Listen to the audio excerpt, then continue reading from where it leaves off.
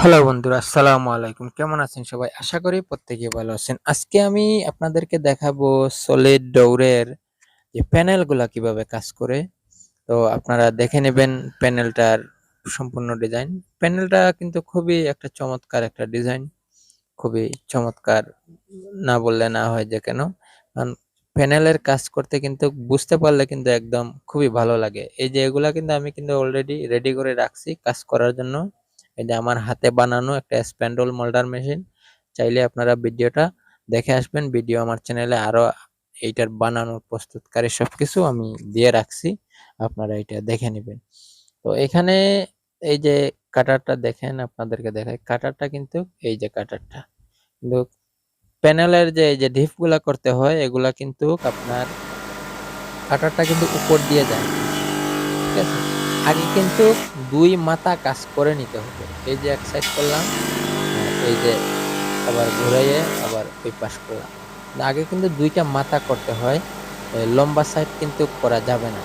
এখানে সমস্যা হলো গিয়ে এই যে ফাটল ধরছে, এই যে ফাটল ধরে যদি এই দিক দিয়ে করেন আর এই দিক দিয়ে করেন কোনো অসুবিধা হবে না। আর এই যে লম্বার দিক দিয়ে আগে যদি করেন তাহলে এই কর্নারটা কিন্তু ফেটে যাবে।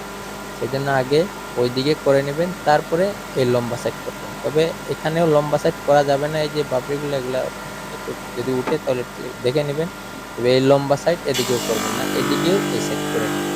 তো দোনো সাইড কাজ করে নেওয়ার পরে আপনারা যখন লম্বা সাইড কাজ করবেন তখন কোনো ধরনের আহ, কোনো ঝামেলা থাকবে না। আর যদি লম্বা যদি করে নেন তাহলে যখন আপনারা এই সাইডে দিয়ে করবেন তখন কিন্তু এই যে কর্নারের যে এই যে ডিপের যে ডিজাইনটা তখন ওই জায়গায় কিন্তু ভেঙে যাওয়ার সম্ভাবনা থাকবে।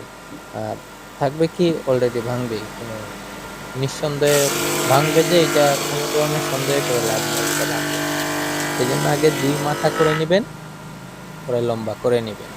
তো কোনো ধরনের অসুবিধা ছাড়াই আপনারা এই মেশিন দিয়েই খুবই স্মুথলি কাজ করা যায়। এটা কোনো ধরনের ঝামেলা করে না আমি দেখছি।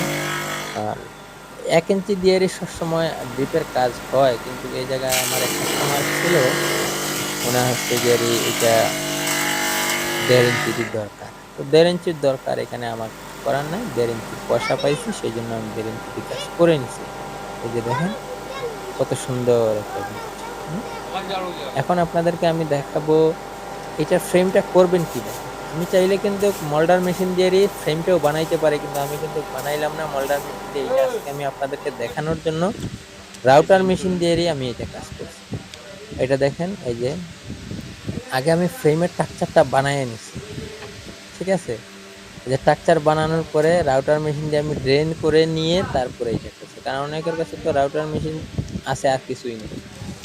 সেজন্য আপনাদেরকে দেখানোর জন্য এই যে এইভাবে স্ট্রাকচার আগে বানাবেন। বানানোর পরে এই যে আগে এই কর্নারের বিট আর ওই নিচের কর্নারের বিটটা আগে একুরেট করে নিবেন। তারপরে মধ্যখানের জুড়ি করবেন। এই যে কর্নার, এই কর্নার আর ওই কর্নারের বিট আগে করে নিবেন। দোনো সাইডের বিট করে নেওয়ার পরে তারপরে হলো গিয়ে আপনার মধ্যখানে যে জুড়িটা আছে সেই জুড়িটা করতে পারেন, কোনো অসুবিধা করবে না, আপনি নিশ্চিন্তভাবে থাকেন। আর আগে জুড়ি করলে কিন্তু পরে কর্নারে কাজ করতে পারবেন না। এই যে এরকম মেশিন আরো আছে আমার চ্যানেলে, দেখে আসেন।